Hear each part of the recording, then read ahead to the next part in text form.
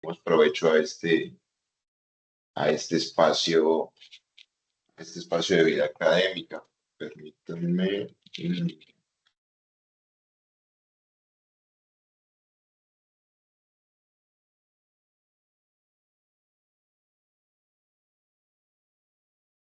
Permítanme un segundito.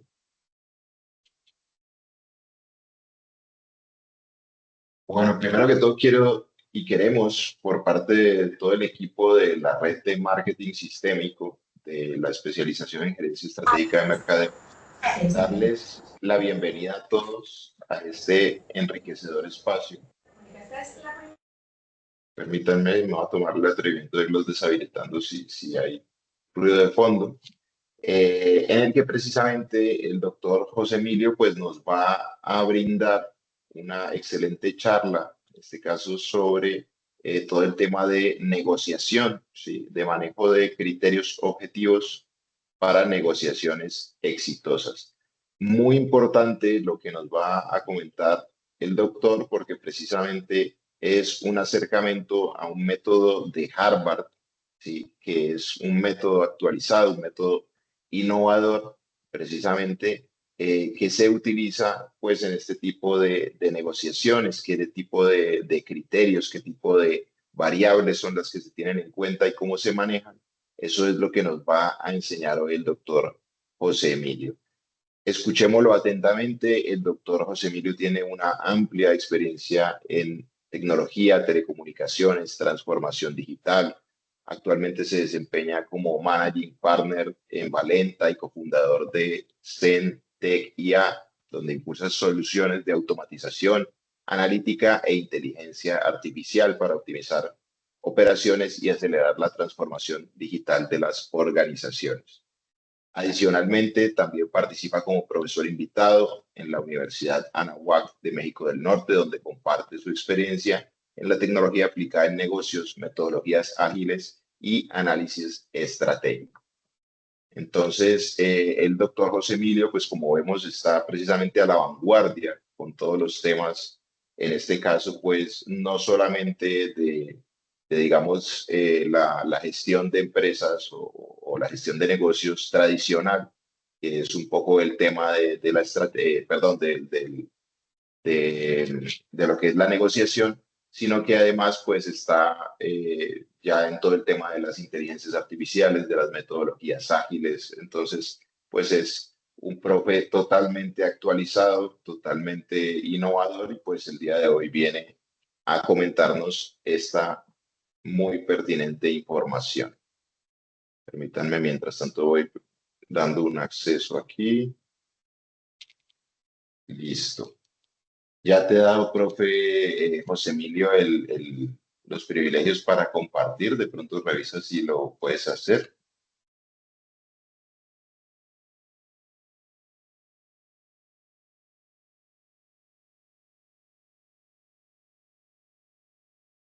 Bienvenidos a todos Estoy, los que han estado llegando. Sí. estoy compartiendo. ¿Me pueden confirmar que están viendo mi presentación? Por ahora no la veo. Ok, No, no, señor. denme un segundo, por favor. Ahora sí, ahora sí. Perfecto.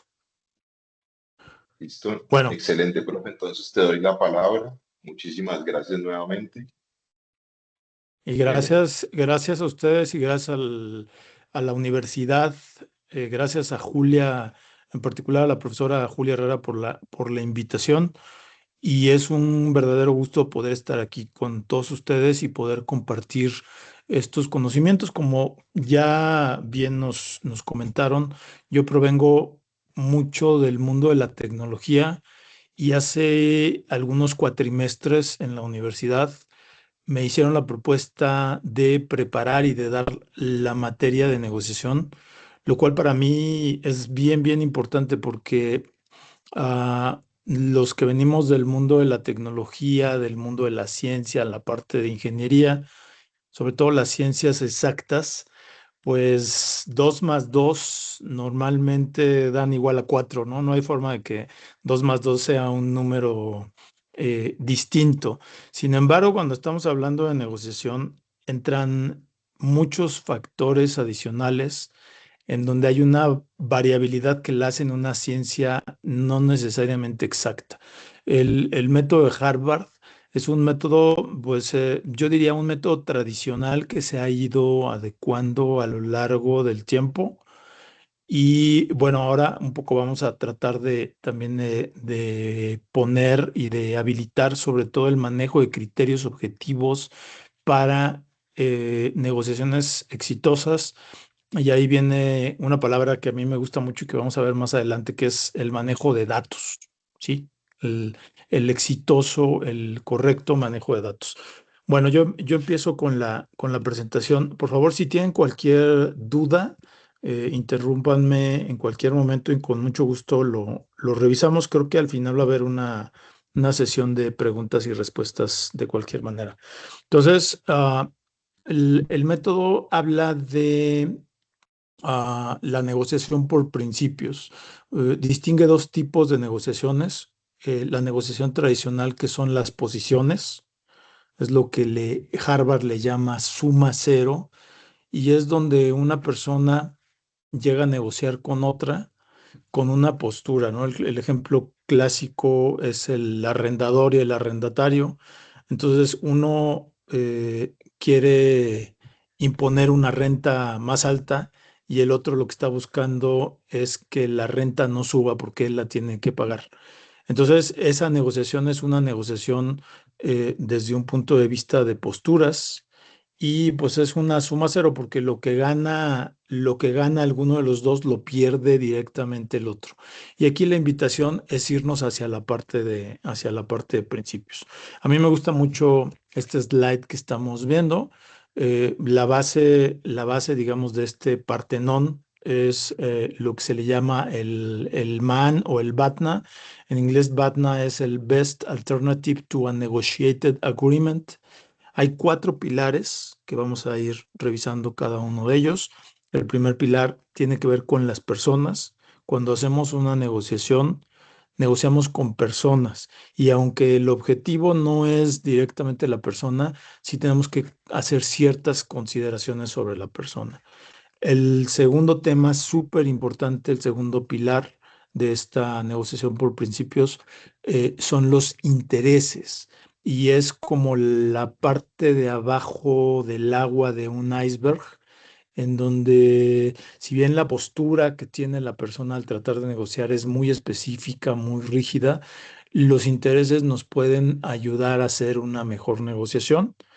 La tercera es, si queremos tener una buena negociación por principios, es cómo podemos ir generando opciones. Y el cuarto es un fundamento, es de lo principal de este concepto, es la parte de criterios. Les aclaro que esta es una plática que va a durar más o menos unos 40 minutos. Normalmente esto lo hacemos dentro de un curso en un cuatrimestre. Entonces no vamos a entrar a detalle en ninguno de los aspectos, pero pues los vamos a ir explicando y si hay dudas, con mucho gusto lo vemos. Y al final, en la parte superior, está lo que es el acuerdo. Entonces, el acuerdo en el mejor de los casos va a generar valor adicional para ambas partes o pueden ser más de dos partes, pueden ser tres o cuatro partes las que estén negociando. Para todos, en un acuerdo ideal, se debe de buscar la generación de valor y sobre todo se debe de buscar preservar una relación de largo plazo. Eso es algo fundamental dentro de dentro de este concepto de negociación por principios. Sí, en el método tradicional hay solamente dos posiciones, perdón, me brinqué. Hay una persona que puede actuar como negociador suave. Normalmente lo que hace es que pues, cede en todo, cede para evitar conflictos. Cuando estamos hablando de oferta, cede ante la presión hacia la parte de la oferta y busca un acuerdo a toda costa. Esa es una posible posición. La otra posible posición en el acuerdo de posturas es la del negociador duro. El negociador duro exige concesiones porque se siente con poder y ve a los participantes como sus opositores, como sus adversarios. Normalmente lo que hace desde el punto de vista de poder, pues se atrinchera en su posición y aplica toda la presión de la que es capaz de ejercer y normalmente está pidiendo ganancias unilaterales. Ahora, un buen ejemplo de esto lo vemos al norte del continente. Entonces, tenemos un presidente de Estados Unidos que pues es o busca ante toda negociación ser un negociador duro y bueno, esperemos que nuestros diferentes mandatarios, yo lo espero por México, no sé qué piensan ustedes en Colombia, pero yo espero que nuestra presidenta no sea una negociadora suave, sino que sea una negociadora que se salga de lo tradicional y que se vaya a la parte de la negociación por principios. Y el negociador por principios, en estas tres categorías que les acabo de expresar, lo que hace es que separa a las personas del problema. Los participantes no están enfrentados, no son opositores, los participantes se deben de ver como solucionadores de problemas. Y cuando nos empezamos a ver dentro de una negociación como solucionadores de problemas, entonces empezamos a generar una serie de posibilidades que nos van a dar lo mejor de la negociación para ambas partes. Esta negociación se centra en intereses, no en posiciones. Entonces me doy el tiempo de entender qué es lo que a la persona o personas que están frente a mí realmente los está moviendo dentro de esa negociación. Y entonces ahí podemos hacer una serie, digamos, de concesiones y podemos hacer o generar una serie de opciones que nos beneficien a ambas partes. Y finalmente se cede a los principios, no a la presión. Entonces, si hay presión, aunque la otra persona sea mucho más fuerte, si hay principios de por medio y esos principios me indican que yo debo de ceder o que debo de ser muy firme en mis principios y esperar que la otra parte ceda, eso es algo que se debe dar. Se inventan opciones de beneficio mutuo. Eso es algo fundamental. En la parte de la visión tradicional, como les decía, si lo ven del lado izquierdo en esta presentación, pues los negociadores se ven como opositores y literalmente están sentados frente a frente y analizan los problemas como si estuvieran en un campo de fútbol tratando de ganar la pelota y tratando de vencer al otro. Ese es el esquema, esa es la visión tradicional. Y el cambio de paradigma que propone el método de Harvard está mucho basado en hacer una dinámica totalmente distinta. Ambos lados van a trabajar como un solo equipo tratando de resolver un problema. Ya, si se fijan, inclusive la imagen, pues están viendo realmente hacia el problema, están enfocados en el problema y no están enfocados en la persona que tienen enfrente. ¿Sí? El pilar uno tiene que ver con separar a las personas del problema. ¿Sí? Entonces, lo que nos dice es, si bien no estamos juzgando a la persona, sí hay una serie de reglas inherentes a las personas que debemos de tener en consideración. Por ejemplo, yo platicaba hace un par de sesiones con mis alumnos. Estoy en esto que estoy haciendo de automatización e inteligencia artificial. Estoy trabajando con un equipo mixto en donde una parte del desarrollo de las soluciones que doy las generamos con un equipo en India y otra parte la generamos con un equipo en Colombia, precisamente. Entonces, ustedes saben que los mexicanos y los colombianos, finalmente latinos, somos muy apasionados. A veces discutimos fuerte, levantamos un poco el tono de voz y probablemente ya ni siquiera nos estemos dando cuenta de que eso está sucediendo. Estábamos teniendo esta conversación, había algunas situaciones que negociar, algunas situaciones que resolver. Y entonces empezamos a hablar, estábamos hablando en inglés porque el equipo hindú solamente habla inglés y evidentemente ni el equipo Colombia ni nosotros hablamos en su idioma, ni siquiera sé de exactamente qué idioma de la India hablan ellos, pero no hablamos ninguno de los dialectos o idiomas de India. Y entonces empezamos a hablar en inglés y de pronto switchamos hacia lo que fue el español pidiendo, digamos, autorización o pidiendo un poco de comprensión del equipo hindú y empezamos a hablar en español. Y pues la verdad era una discusión acalorada, pero nada espectacular. Cuando regresamos al inglés, las personas de la India nos pidieron que por favor no nos volviéramos a pelear de esa forma, enfrente de ellos, que si queríamos discutir de esa manera nos saliéramos de la plática. Y esto tiene que ver mucho con el tema cultural, que es ahí donde voy de separar a las personas del problema. Entonces, el equipo de India, yo había trabajado, colaborado con gente de India, pero no tan cercanamente. El equipo de India es mucho más sensible a levantar la voz, son muy, muy, muy polite, son extremadamente amables. Y entonces hay que tener mucho cuidado cuando tratemos con ellos porque hay que tratar de entender esa situación. Yo, en reciprocidad, haría la misma observación para el equipo de India. O sea, tal vez a ellos no se los han platicado, pero yo si ellos fueran a negociar algo conmigo, creo que una buena recomendación es decirle, oye, si ves que de pronto el mexicano se apasiona, es un poco cultural, es un poco un tema de la región, del tema latino, no te preocupes, no está molesto, no te está tratando de faltar al respeto, simplemente es una forma de ser, es una forma de ver las cosas. Lo mismo sucede con los anglosajones, lo mismo sucede con los alemanes, lo mismo sucede en diferentes medidas y en diferentes proporciones con la gente con la gente de Asia, con todos los asiáticos, particularmente japoneses y chinos. Entonces, una vez que estamos negociando, aquí la recomendación es, somos seres humanos, hay temas culturales, hay temas inclusive emocionales y debemos de tomar en cuenta esos temas culturales, esos temas emocionales. Una persona puede estar pasando por un mal momento, entonces hay que tener esa consideración. Aquí la metodología y con muchos casos y con estudio de varias cosas, lo que propone es ser suave con las personas.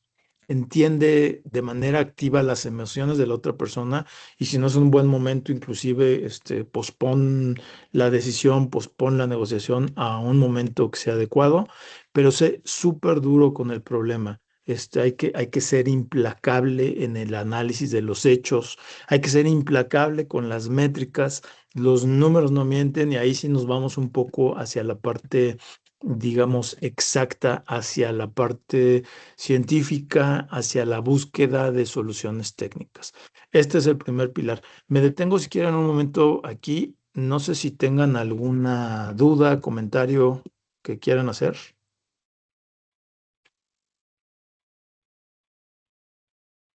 Bueno, Buenas noches. dime. No, señor, por ahora no, todo muy bien. Vamos arrancando, gracias. Perfecto. Profe, Bueno, de pronto sí, pues yo le iba a dejar ve- para el final, pero si de pronto te puedo consultar de una vez, de sí, pronto por supuesto. en situaciones así, ¿cómo hace uno para evitar que el ego personal contamine una negociación importante? Si, por ejemplo, la otra parte está muy sesgada, pues como ya lo hizo como muy personal, o sea, ya no es como algo objetivo. Sí, hay una serie de recomendaciones de cómo tratar con gente difícil. Eh, la parte del tratamiento de gente difícil, una de las recomendaciones, la primera recomendación que te hacen es que distingas si es un tema temporal. Te insisto, una situación extrema, la persona tiene a alguien cercano enfermo, él mismo está enfermo, se siente mal, él o ella. Eso, eso es algo que seguramente va a pasar en el tiempo y la persona no necesariamente es así. Hay otra parte, otra segunda consideración que te hacen para cuando tienes que tratar con este tipo de personajes y es, a ver, normalmente somos todos difíciles en algún aspecto de la vida, ¿no? en algo, en algo en particular. O sea, cuando creo que algo está bien, soy muy terco, soy muy necio. Y seguramente si les pregunto a cada uno de ustedes, me van a dar algún aspecto de su vida, el que no, que levante la mano, pero alguno me va a dar algún aspecto de su vida donde se porta difícil, donde es una situación que no necesariamente se le facilita para soltar, para ser muy afable en la situación. Entonces, si ustedes tienen la posibilidad de conocer en qué es difícil esa persona y tratar de pensar en soluciones alternas para no llegar a, digamos, a los escenarios donde pues se da esa situación, se da esa tensión, también eso es muy importante.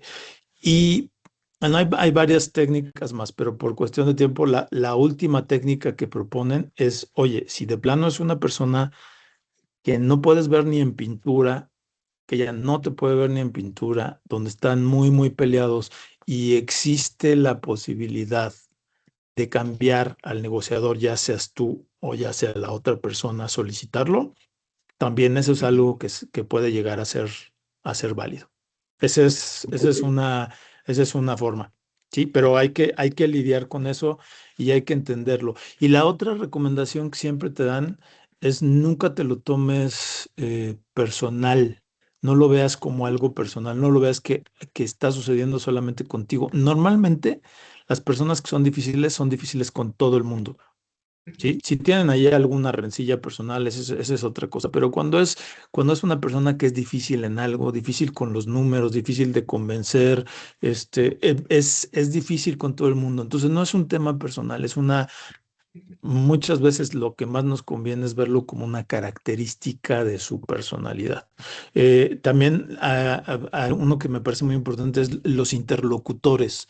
Si ustedes tienen que tratar con una persona que es muy complicada, pero tiene un interlocutor que sí sepa cómo llegarle a esa persona, tal vez lo primero es hablar con el interlocutor y Claro, tratar de negociar con la persona interlocutora, tratar de entender qué es lo que está buscando la otra persona y si es necesario hacerlo cara a cara con la persona difícil, ya lo haces, pero ya lo haces con mucho conocimiento de causa y digamos con un poco de lobbying sobre el tema que quieres tratar.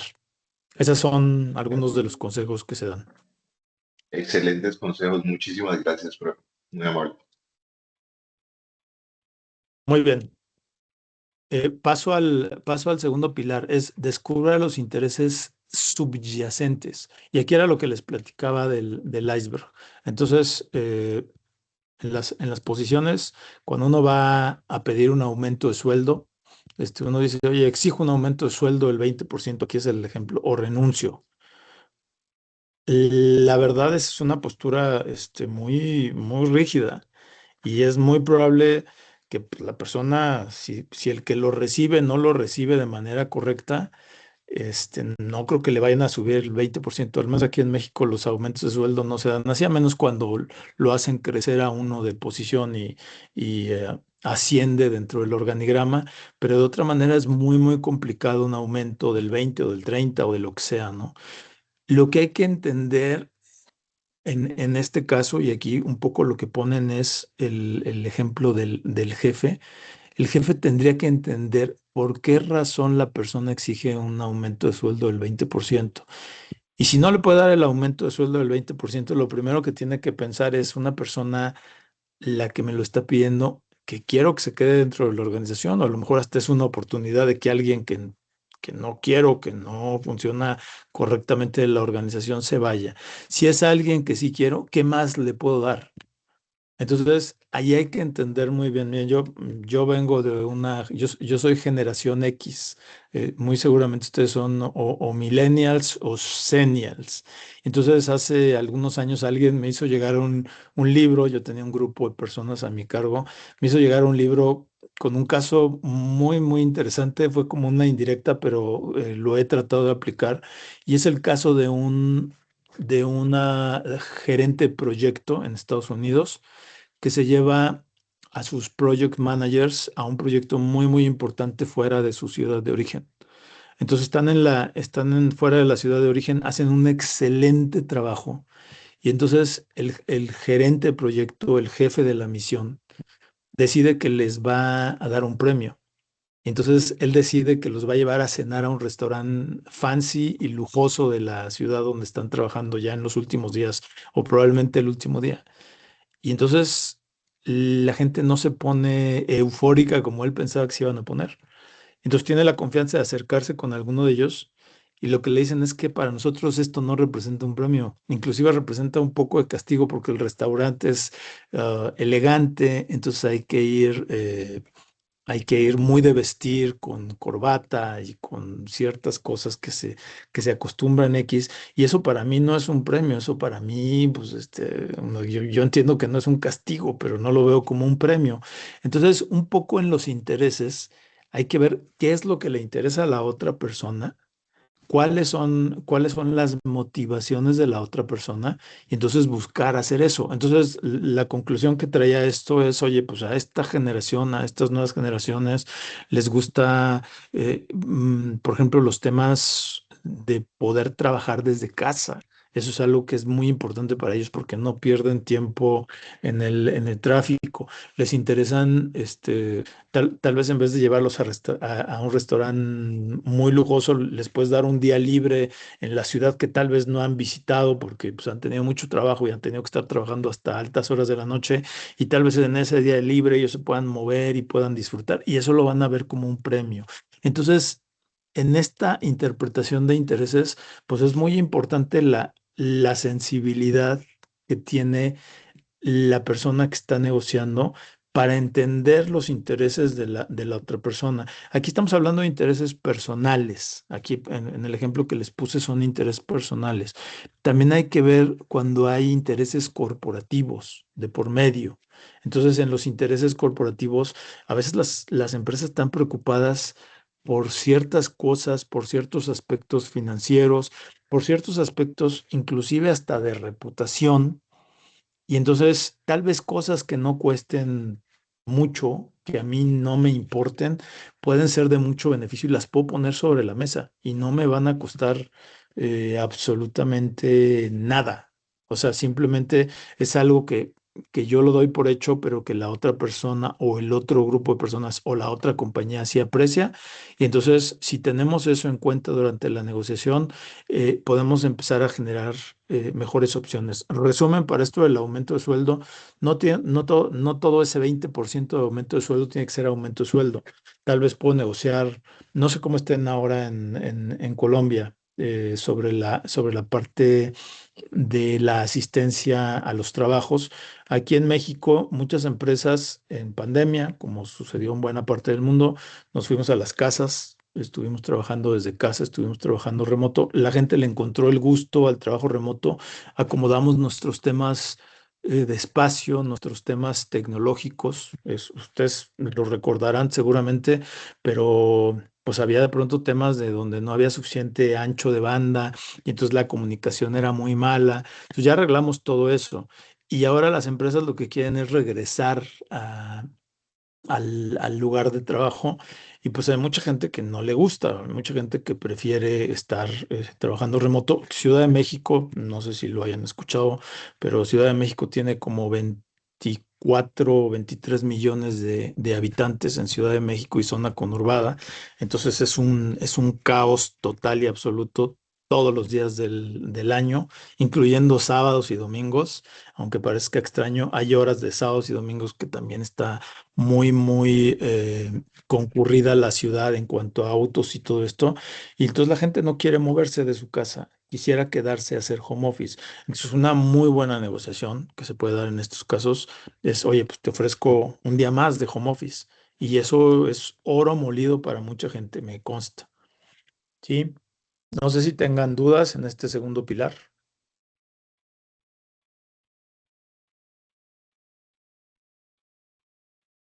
Bueno, si no hay más dudas, paso a lo que es el tercer pilar.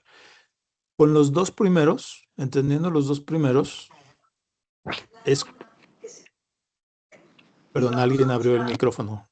No sé si quería preguntar algo.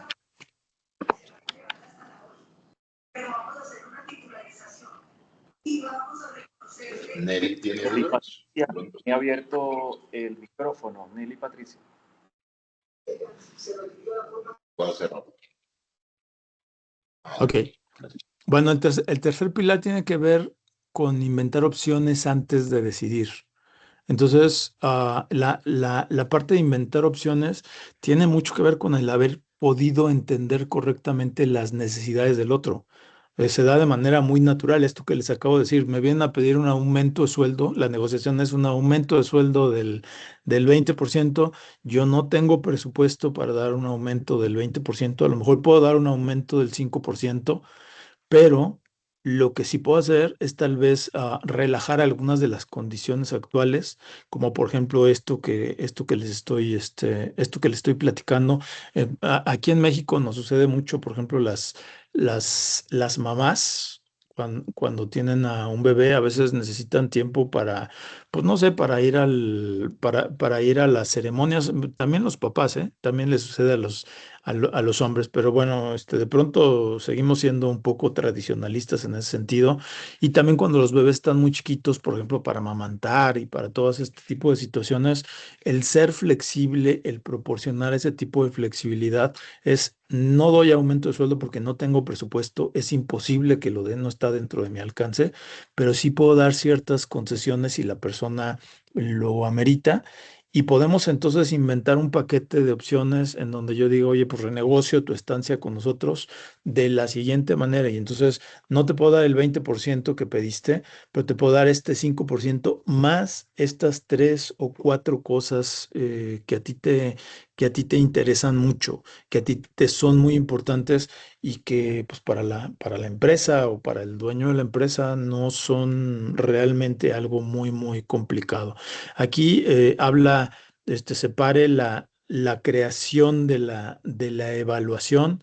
Entonces, de lo que habla un poco este primer punto del pilar sobre inventar opciones es, ah, genera una lluvia de ideas libre para generar esas posibles opciones. Si tienes la posibilidad de colaborar con un grupo de personas que te puedan dar opciones, déjalos en un esquema. En las metodologías ágiles se utiliza mucho, haz una estrategia divergente. Divergente quiere decir: se vale todo, o sea, propon hasta las ideas que puedan sonar absurdas. Una de las reglas fundamentales es mucho respeto al momento que estamos en un esquema de ideación como el que estoy platicando, porque muchas de las buenas ideas que mantienen al mundo operando provienen precisamente de estas sesiones, ya sea formales o informales, de ideación, en donde de manera divergente la gente está abierta y está motivada a exponer sus ideas. Muchas de esas se van a desechar, no quiere decir que las hagamos todas, pero seguramente va a haber algunas ideas que son muy, muy importantes y que nos van a abrir el panorama. Y entonces ahí es cuando decimos: expande el pastel, ¿no? Entonces, destruye el mito de suma cero. Suma cero para efectos prácticos y para efectos de concepto es: imagínense que están con alguno de sus hermanos o hermanas que tienen un pastel y que a los dos les interesa mucho el pastel. Entonces lo tienen que dividir exactamente a la mitad. Ahí, la verdad es que si solamente es el pastel, si no hay más elementos que se puedan negociar, si no solamente están concentrados en negociar el pastel, pues van a tener que tomar alguna decisión. Si quieren, ahorita les pongo un ejemplo de cómo pueden solucionar ese ejemplo del pastel, que después eso se puede extrapolar a muchas técnicas que se pueden aplicar en la vida real. Pero si ustedes lo que pueden hacer es expandir el pastel y resulta que no solamente hay pastel, sino hay bebidas y hay algunas otras cosas de por medio, entonces hay que meterlas y hay que entender muy bien qué otra cosa le interesa a la otra persona que no sea necesariamente pastel, y llegar a una negociación exitosa. Esto del pastel que les digo, una técnica, y algún día pruébenlo. Si lo único que pueden hacer es negociar el pastel, y a cada uno de los dos participantes que están negociando el pastel quieren que le toque exactamente la mitad, entonces lleguen a un acuerdo como este que les voy a describir. Uno corta el pastel y el otro escoge la rebanada de pastel con la que se queda. Es un acuerdo sumamente sencillo, pero sumamente poderoso, porque el que corta el pastel, como él quiere quedarse con una rebanada adecuada del pastel, va a hacer todo lo posible por ser muy equitativo y por cortarlo exactamente a la mitad. Y dado que él no va a poder escoger la otra parte, pues entonces va a hacer todo lo posible por cortarlo perfecto, por cortarlo a la mitad para que el otro no se lleve más de lo que le corresponde. Ese es un ejemplo clásico de suma cero. Pero si pueden no sumar cero y pueden hacer esta experiencia de expandir el pastel, va a ser de mucha, mucha utilidad. Sí, y bueno, de aquí pasamos al cuarto pilar. Este pilar a mí me gusta mucho. Eh, Normalmente cuando tomamos decisiones, la forma de tomar decisiones muchas veces está dada en función de experiencias pasadas, está dada en función de datos, de algún análisis de datos, y todo el mundo trae alguna historia y la cuenta al momento de la negociación. La realidad de las cosas es que hoy día, más que nunca, con todos los métodos que tenemos para procesar información, para procesar datos, los datos son fundamentales. Yo hace algún tiempo participé en alguna negociación, trabajaba en una empresa de telecomunicaciones y alguien expuso datos de principios de los 2000. Dijo, su argumento para X o Y tema eran datos de principios de los 2000. Yo les pregunto, ¿ustedes creen que los datos de principios de los 2000 eran válidos en 2024, 2025? Y bueno, aquí no estamos en un foro abierto, pero si lo estuviéramos, yo creo que estarían ustedes totalmente de acuerdo conmigo que los datos de 2000 para 2024 son totalmente obsoletos. Es más, los datos de 2018 ya no son válidos para 2024. Es más, los datos del mes pasado de 2024 ya no son válidos para este mes si estuviéramos en 2024, ¿no? Y muchas veces los datos en tiempo real son los datos más válidos y los datos que nos dan una una forma muy, muy clara de ver las cosas, ¿no? Entonces, toda la parte del manejo de estándares justos es una recomendación grande que hace la gente del proyecto Harvard de negociación para basar el resultado en estándares justos. Entonces dice, oye, cuando alguien llega con mucho poder, y trata de hacer una negociación, pues tú saca datos y esos datos intimidan hasta el más poderoso del mundo. ¿Qué datos típicamente se utilizan en negociación en empresas? El valor de mercado actual. Sí, el valor del mercado es fundamental. Si alguien llega y les pide dinero para obtener el 25% ¿de qué? ¿De qué tamaño de mercado? El tamaño de las telecomunicaciones, el tamaño de la inteligencia artificial. ¿Dónde están los datos? ¿Cuáles son las fuentes de esos datos para el valor de mercado actual? Y eso nos da una gran palanca al momento de hacer negociaciones. También hay otro tipo de datos, como la parte de precedentes legales e históricos.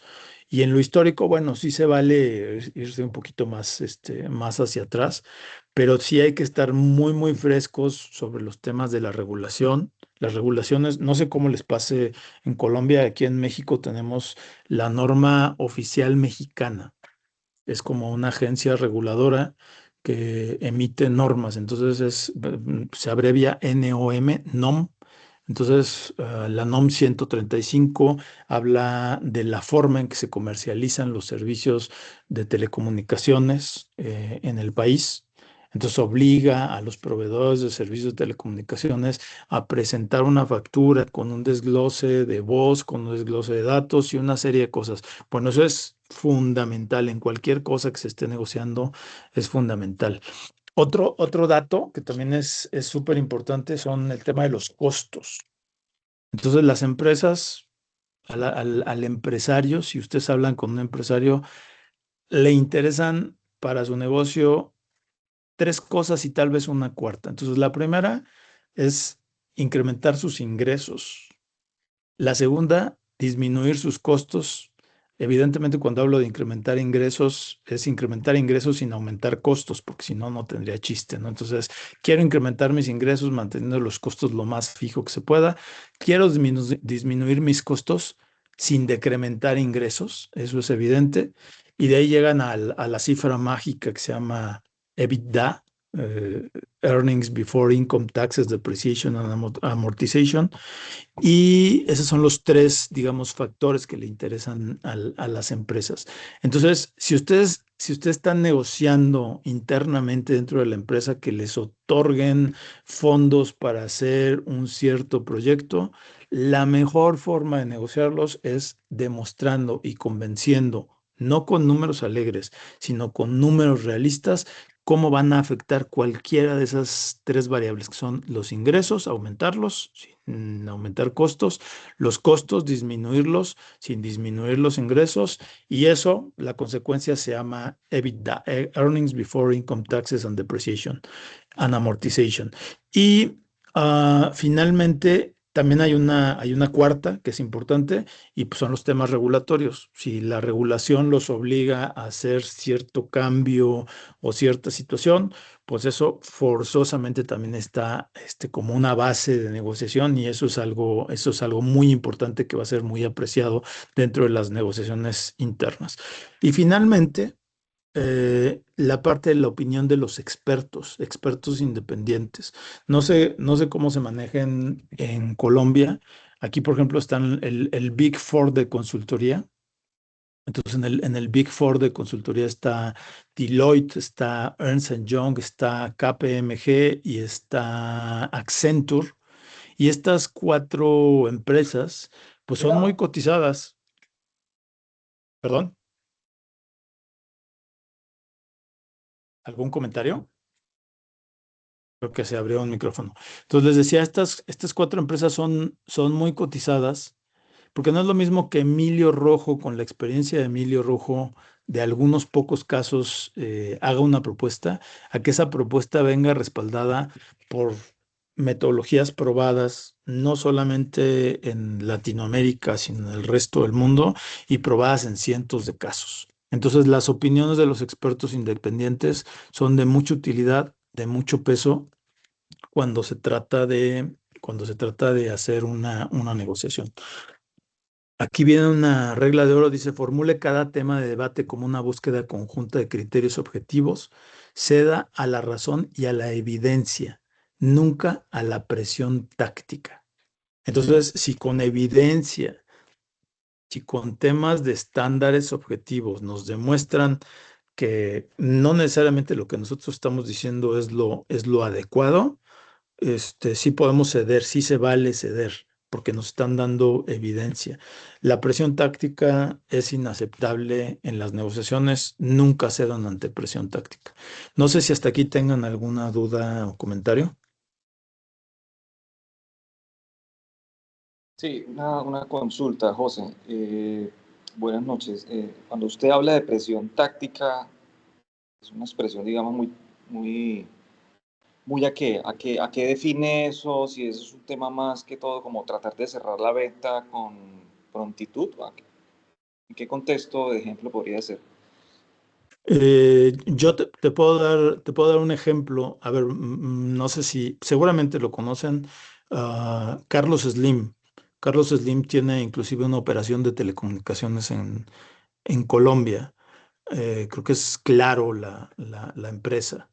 Y Carlos Slim, pues es acá es todo un magnate en México. Es el dueño de América Móvil, y como dueño de América Móvil tiene o es poseedor de Teléfonos de México, que es la parte, digamos, de telefonía fija, la telefonía más tradicional. Y Teléfonos de México tiene un sindicato durísimo, un grupo de gente sindicalizada muy, muy dura en los temas de negociación, Entonces, pues saben cómo hacen los sindicatos. Normalmente lo que dicen es, oye, pues queremos un aumento de sueldo, la inflación fue del 5% en el año anterior, nosotros queremos un 10% más algunas prestaciones, ¿no? Y empieza un debate. Y además le ponen una fecha límite y dicen, y si a partir de esa fecha límite no hemos tenido resuelta la negociación, entonces nos vamos a declarar en huelga, ¿no? Esa es normalmente una amenaza de sindicato.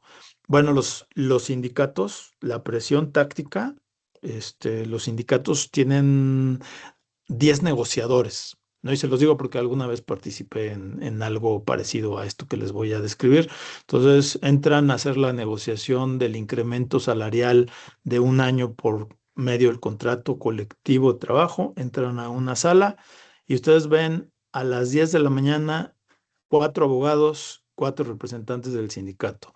A las 12 del día, los mismos 4 abogados, pero otros 4 representantes del sindicato. A las 10 de la noche, los mismos 4 abogados y unos totalmente diferentes 4 representantes del sindicato. Esa es presión táctica, ¿no? Entonces, lo que está haciendo el sindicato tiene muy buena comunicación, no tiene presión, digamos, sobre el tema del tiempo, porque el tiempo está corriendo en contra de la compañía y la compañía pues no lo prevé. En ese caso que le estoy platicando es un caso específico muy parecido a la realidad, no exactamente los 4 y 4, pero más o menos. Y pues imagínate estar negociando todo el día con unas personas que se van cambiando de persona en persona y que además están muy bien informadas, porque si hacen su trabajo, sí se informan perfectamente de qué va en la negociación y digamos hilan la plática perfectamente. Entonces el sindicato pues haría muy mal en otorgar el contrato porque los abogados están muy cansados, ¿no? O sea, lo que tendría que hacer la empresa pues sería buscar la manera también de rotar a esos abogados, de mantener una comunicación concreta con los abogados y de ceder dentro del margen de maniobra de los aumentos salariales, porque eso tiene una serie de implicaciones. Es una empresa muy grande, Teléfonos de México debe tener unos 50,000 empleados, entonces otros sindicatos empiezan a pedir cosas, tiene una implicación fuerte dentro del país. Pues lo que tienen que hacer es ponerse y adecuarse ante esa situación. A eso es a lo que me refiero con presión táctica, a eso que acabo de describir. Ok, muchas gracias. Sí, con mucho gusto. Bueno, no sé si tengan alguna otra duda, comentario.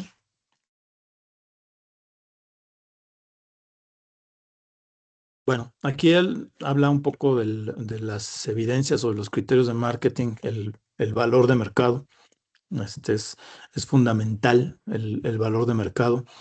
¿Cuál es tu mercado target? ¿Cuál es tu mercado alcanzable? O sea, cada una de las definiciones generales y subdefiniciones es muy, muy importante que dentro de una empresa, toda la empresa esté sincronizada a las mismas variables, a la misma calidad y cantidad de mediciones. El retorno de la inversión, pues es también muy, muy importante. O sea, cuando hablen dentro de una negociación, por ejemplo, de un cierre de alguna venta, pues no necesariamente hablen de precio. Háganle saber a su cliente en esa negociación cuál es el retorno de la inversión que ustedes podrían esperar y no le pongan números coloridos y alegres, sino pónganle números realistas que realmente lo hagan pensar, no en función de precio, sino en función del beneficio global que pueden obtener. Y para eso, información, información, información. Tema del costo de adquisición. También es muy, muy importante dentro de negociaciones, particularmente el costo de adquisición es para el establecimiento de precios y los precedentes históricos, el análisis riguroso de qué compañías y logísticas han funcionado matemáticamente en el pasado. Yo aquí el ejemplo que siempre pongo es el ejemplo de la gentrificación. Entonces, probablemente no las conozcan, pero si alguien es curioso, googlee, ¿no? Lo que ha pasado en la colonia, en la colonia Roma o en la colonia Condesa de la Ciudad de México. Entonces eran colonias muy, muy tradicionales. Las rentas eran rentas digamos, moderadas. Había casas muy viejas, algunas inclusive ya faltas de mantenimiento. Y entonces a raíz de la pandemia, muchos norteamericanos, muchos, les voy a decir gringos, muchos gringos se vinieron a vivir a México y se vinieron a trabajar a México. Y entonces se dieron cuenta de que era mucho más barato porque tienen ingresos de Estados Unidos, pero pagan costos de México. Y entonces estuvieron dispuestos a pagar mucho más por la renta de un departamento. Entonces sucedió el efecto de gentrificación en donde los costos de la vivienda se elevaron particularmente en el tema de las rentas. Y las personas que viven ahí, que tradicionalmente estaban viviendo, sobre todo los que rentaron, pues se ven muy, muy presionados por los arrendadores para subir la renta de la vivienda y la quieren subir, no te quieren subir un 10%, te quieren duplicar la renta porque saben que tienen opciones, si arreglan un poco su propiedad, saben que tienen opciones para poderse, pues prácticamente duplicar la renta que están percibiendo. Entonces, esas negociaciones son muy interesantes, porque si bien el antecedente histórico, el antecedente de inflación te da un número, pues la lógica de cuánto están cobrando en los alrededores te da otro número. Para este caso, ya tuvo que intervenir inclusive la autoridad, y entonces la autoridad en la Ciudad de México ya está regulando las rentas de tal forma que no se puedan incrementar de forma excesiva como estaba realmente sucediendo. Bueno, me paso al siguiente slide. Aquí, pues un poco es la mejor alternativa de un acuerdo negociado. Si se acuerdan el primer slide que vimos, la base de la negociación era lo que le llamamos el BATNA, el Best Alternative to a Negotiated Agreement. Y este BATNA, lo que sugiere el método de Harvard es cuando ustedes se vayan a presentar una negociación, con lo primero que tienen que contar es con las opciones que tienen a su alcance. ¿Qué sucede si no negocio con esta persona? Entonces, les voy a decir, si su única opción, y es algo que necesitan, y su única opción es con quien van a negociar, su BATNA es totalmente limitado.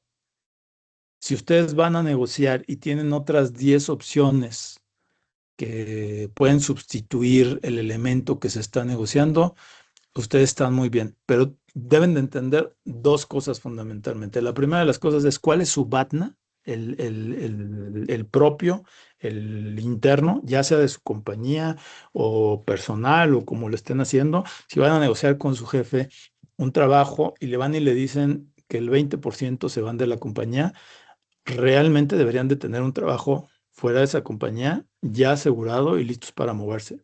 Si no es así, es probable que deberían de pensarlo mejor. Pero si tienen 5 opciones para moverse, fácilmente pueden ir con el jefe y pedir el aumento del que estamos hablando.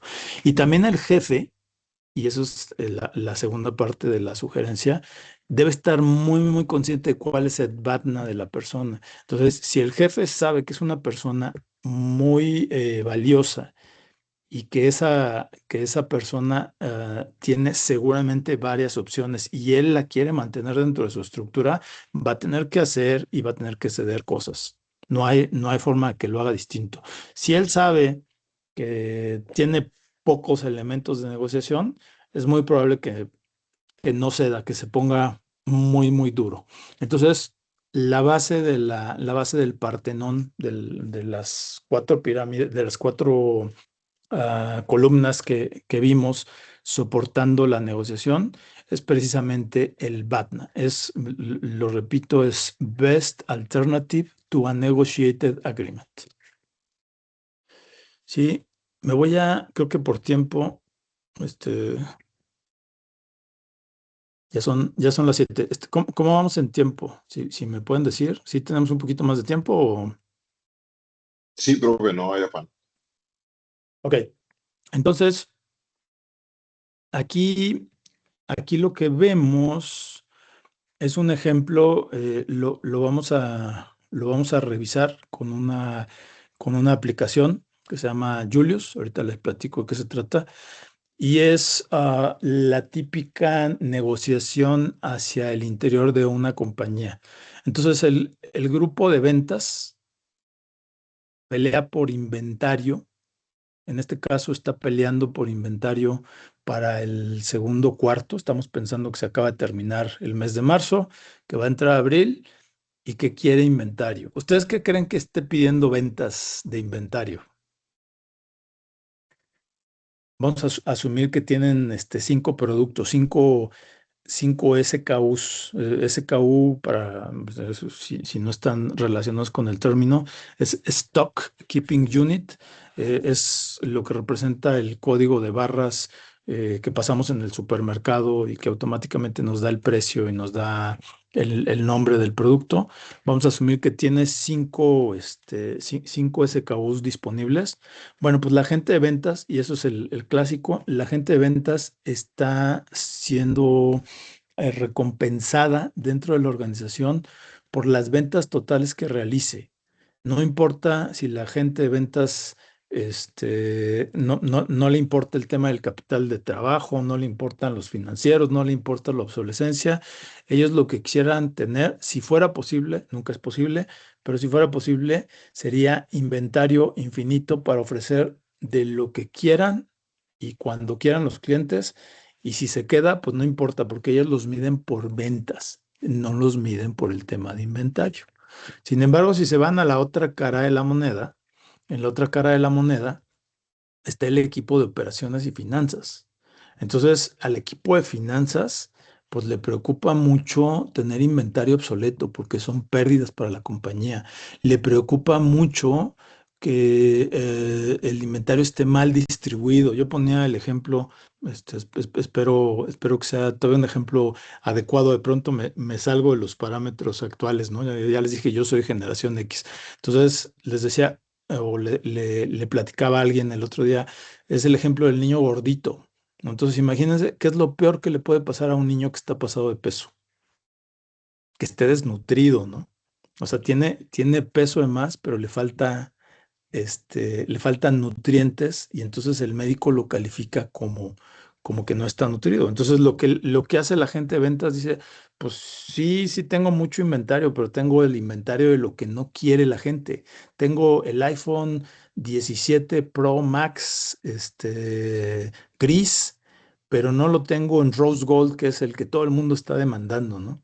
¿Y qué creen que diga el de finanzas? Oye, pues si tienes el gris, vende el gris. O sea, ve y véndele por favor el gris. Entonces, siempre hay un jaloneo entre las dos partes, ¿sí? Y la única forma o el enfoque más adecuado para poder resolver un caso como este es el poder tener información disponible, el poder tener datos disponibles. Entonces, déjenme adecuar un poquito de cosas aquí en mi computadora para mostrarles. Es algo muy, muy sencillo, ya es el final. Voy a dejar de compartir un momento. Si me quieren preguntar algo, aprovéchense. Es un buen momento para hacerlo. Y si no, denme un momentito, por favor.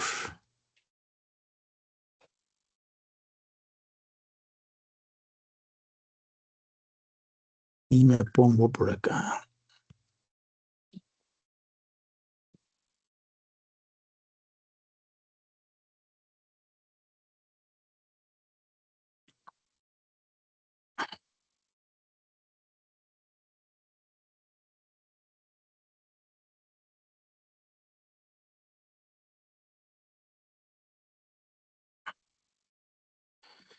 Bueno, ya me voy a pasar aquí al caso. Me dicen si vuelven a ver mi presentación, por favor. ¿Lo estamos viendo? Sí, profesor. Ok, yo lo que hice para simular este caso es que generé un archivo en Excel sencillo, con un total de ventas en el primer Q de 2026. Estoy simulando el primer Q de 2026. Acuérdense que ventas, por un lado, está tratando de negociar el inventario que va a tener de los productos. Finanzas también está negociando ese mismo inventario. Están reunidos en una sesión que se llama S&OP y dentro de esa NUPI lo que están discutiendo son los datos del pasado. El volumen total de ventas son 10,000 unidades vendidas reales. Es una muestra confiable y hay 1,000 registros procesados de ventas, es decir, en promedio se venden 10 unidades por cada uno de los registros de ventas. Hay una distribución comprobada en enero del 20%, en febrero del 30%, en marzo del 50%, es decir, el 100% del primer Q está distribuido 20 en enero, 30 en febrero y 50 en marzo. Y lo que estamos tratando es de buscar una manera de procesar muy, muy rápidamente toda esta información.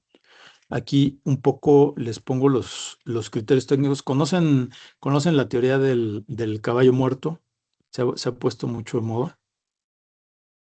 Bueno, la teoría del caballo muerto en las oficinas, muchas veces nos reunimos en una sala de consejo o en una sala de juntas y empezamos a discutir sobre un caso, sobre un producto, sobre un proyecto.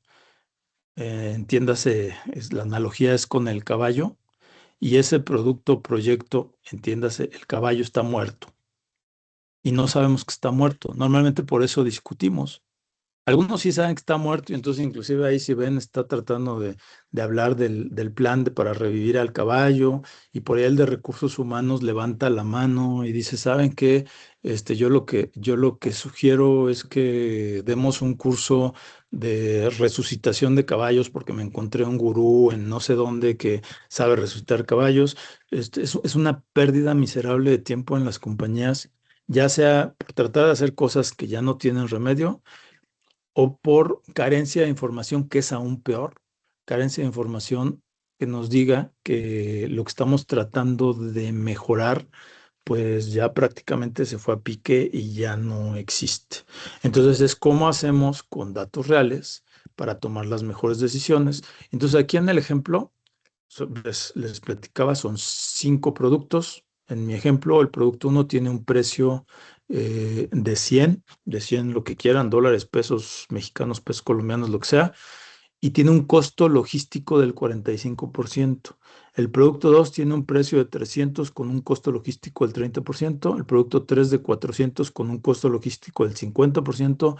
El producto 4, 5,000 con costo logístico del 20%. Y el producto 5, 10,000 con costo logístico del 12%.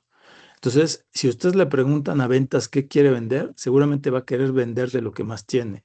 Si ustedes le preguntan al área de finanzas, les va seguramente a decir que quiere vender lo que es más rentable para la compañía. Y entonces aquí nos vamos al caso. Déjenme volverse a compartir mi Julius.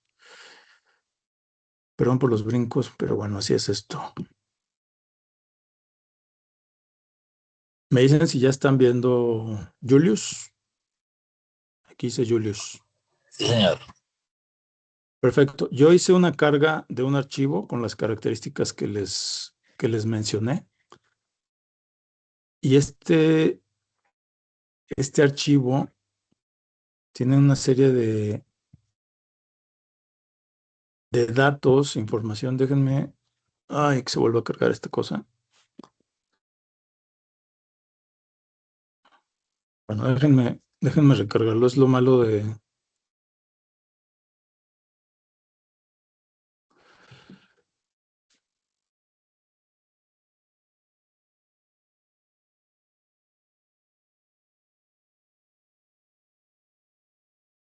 Este es mi archivo.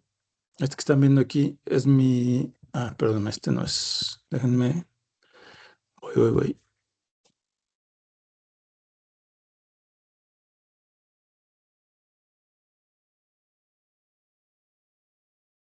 Ya lo cargó. Entonces hice una carga de las ventas del primer Q con lo que les comenté.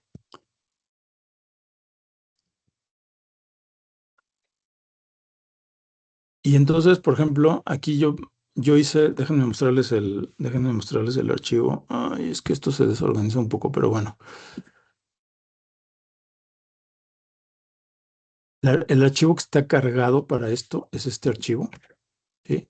Si se fijan, aquí tiene 10,000 ventas, aquí tiene los ingresos totales, aquí tiene la carga de la rentabilidad, y este archivo está cargado en esta inteligencia artificial que se llama Julius.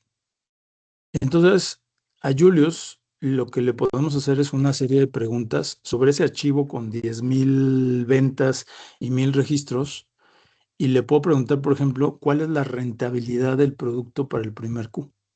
Entonces, si se fijan ustedes, ¿cuál es el producto más rentable? Pues el producto 4. Entonces, de acuerdo al pronóstico de ventas histórico que tenemos, ¿en dónde deberíamos de tener la prioridad para, para surtir un producto en inventario? Pues es evidente que en el producto 4, ¿sí? Ahora, si ustedes lo ven desde el punto de vista del equipo de ventas, las ventas unitarias, donde más se vende es sobre el producto 1. De hecho, el producto 4 es el cuarto, o es la cuarta posibilidad de ventas. Entonces, seguramente la prioridad que va a estar marcando el equipo de ventas es la venta del producto 1. Cuando realmente a la empresa, si es que es una empresa que se está tratando de erigir como una empresa financieramente rentable, lo que debería de importarle es enfocarse en el producto 4. Son menos ventas, pero con una rentabilidad total, la suma de la rentabilidad de todo lo que se vendió, que es lo que realmente le interesa a la compañía, del producto 4, ¿sí? Estas decisiones a través de una plataforma, déjenme ver si tengo una versión gratuita, este vamos a ponerle aquí, ya es tan sencillo como cargar el archivo, genera una recomendación de inventario por producto para el 2026. Entonces generan ustedes un prompt, se lo dan a Julius. Entonces Julius lo que hace, esto que están viendo, está en línea, está haciendo una generación de código para hacer el análisis y lo hace en línea, lo hace así como lo están viendo, sobre el tema de unidades. Eso lo está haciendo en el lenguaje Python. Después ejecuta el código y nos va a dar aquí una recomendación, ¿no? Entonces nos dice, oye, pues deberías de tener tantas unidades para el producto 1, tantas unidades para el producto 4, y te da pues toda una serie de recomendaciones sobre lo que a juicio dice. Si hoy vas a planear compras para abrir, tu cantidad ordenada por producto sería, y te da todas las recomendaciones, te da preguntas adicionales que puedes hacer. Entonces, cuando platiqué con la profesora Julia sobre el uso de esta herramienta, le decía, hay 1,000 herramientas, y esta herramienta que se llama Julius es una herramienta que seguramente va a ser sustituida próximamente por alguna versión más poderosa o por alguna herramienta distinta.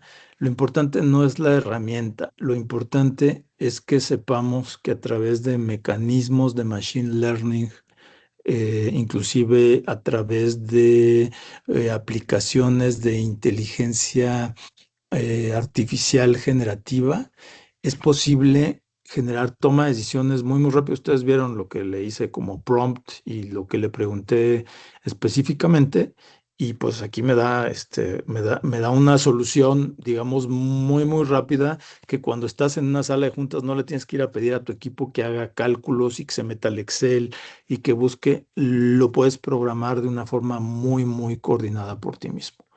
Entonces, bueno, pues este era como un pequeño ejemplo. Para mí es muy, muy importante que todas las decisiones que se tomen y que toda la parte de las negociaciones estén basadas en criterios objetivos, y la generación de criterios objetivos ha cambiado de tener una fecha de caducidad que podía estar en meses, en algunos casos inclusive en años, a fechas de caducidad prácticamente instantáneas. Y ustedes como profesionales lo que tienen que hacer es buscar los mecanismos a través de los cuales ustedes puedan hacer un manejo adecuado de la información prácticamente en tiempo real para tomar decisiones basadas en datos adecuadas y para poder esgrimir argumentos basados en criterios objetivos dentro de sus negociaciones.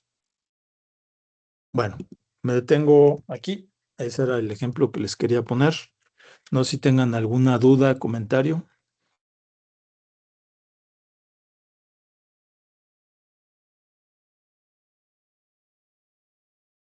Queja, Sí, sí, sí. alguna queja. Por acá, profe Emilio, quería hacer una consulta. No sé qué tipo de libros, de pronto en su experiencia, que de repente nos recomienda leer en base a ese tema relacionado a la parte comercial, cierre de ventas, todo ese tema de análisis de inteligencia de negocios, etcétera. No sé si nos puede recomendar alguno o algunos. Yo, déjame decir, tengo, tengo la manía, y también insisto, es un tema bien generacional, pero hay que tenerlo en cuenta. Cuando negocian con una generación X, ya les di así como varios tips, ¿no? Entonces nosotros éramos de ir y comprar libros Mm, y de buscar, de buscar a mí me tocaron bibliotecas y todo este tipo de cosas. Yo creo que ahí hay bibliografía. Ahorita sí, para el tema comercial, la verdad es que no te tengo preparada ningún libro o algo. Yo creo que sobre todo en la parte del procesamiento de datos utilizando inteligencia artificial, la forma de entender esto se va a dar mucho en función de la práctica, del pragmatismo que tú puedas tener.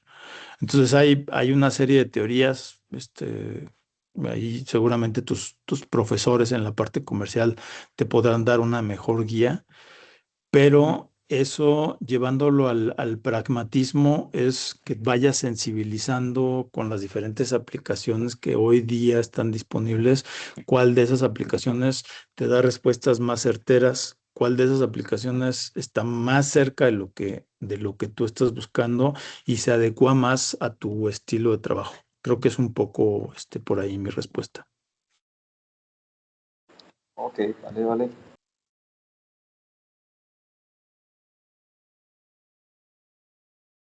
¿Alguna otra pregunta?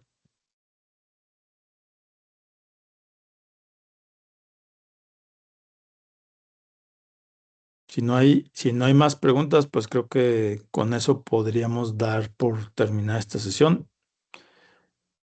Sebastián, pues creo que tú haces el cierre, ¿verdad? Sí, sí, profe, está bien. Pues nada, profe, agradezco muchísimo y también agradecer a todos los asistentes. Creo que efectivamente, como se dijo a priori, es un tema supremamente interesante y pertinente. Aquí entre nos, pues yo estuve muy atento porque siento que a pesar de que se supone que yo he estudiado también negociaciones, siento que una cosa es como estudiarlo en la teoría y otra cosa es, como bien lo explicabas, llevarlo a la práctica, ¿no? Y cuando ya hay perfiles de negociadores y cuando hay, por ejemplo, la posibilidad de tener intermediarios o, bueno, infinidad de variables, pues que ya entran en juego y que se hace interesante revisar. Entonces, nada, profe, pues de mi parte no tengo más dudas, sino pues simplemente agradecerte muchísimo, agradecer a la profe Julia, que fue quien nos ayudó pues a gestionarte. Sabemos pues ahí que tienen el contacto entre ustedes, agradecerte pues como siempre por apoyar este tipo de eventos que son realmente enriquecedores en términos de vida académica y universitaria dentro de la UNAD. Entonces, nada, a los participantes, a los estudiantes, nuevamente agradecerles. Si les hizo falta de pronto inscribirse en el enlace del CIPAS, pues recordarles hacerlo, si es que todavía se puede. Creo que hasta dentro de unos minuticos se va a poder. Nada, la grabación se las estaremos compartiendo de manera pronta. Yo creo que si no es mañana, ya pasado mañana. Y cualquier duda o inquietud, profe, no sé si de pronto dejas algún dato de contacto o algo así para que ellos te puedan contactar. Sí, si les parece bien, voy a escribir en el chat mi correo electrónico y cualquier duda, comentario, estoy por ahí. Tengo el de la universidad, les pido una disculpa, la verdad es que tengo 5 correos electrónicos y el único que me sé es el de la empresa, entonces por eso les escribí ahorita de rapidito el de la empresa, pero cualquier duda que tengan, cualquier comentario que tengan, con mucho gusto. Les voy a decir algo que creo que es importante, es sumamente enriquecedor este tipo de sesiones. Ya solamente por estar en diferentes países y entender la dinámica de otro país, se genera un conocimiento en ambos sentidos muy, muy importante. Entonces, si tienen dudas, si tienen comentarios, si quieren, luego les hago labor de venta de mis productos y servicios. Lo que sea, está muy bien. El mundo se hizo chiquito. Ahora realmente el mundo es muy, muy, muy pequeño y está muy bueno la posibilidad de conocernos y la posibilidad de hacer este tipo de intercambios. Así que yo también les agradezco mucho la oportunidad de haber participado. Amén, profe. Bueno, pues en ese caso, nuevamente, muchas gracias, profe. Muchas gracias a todos los asistentes. Feliz noche para todos. Un buen descanso.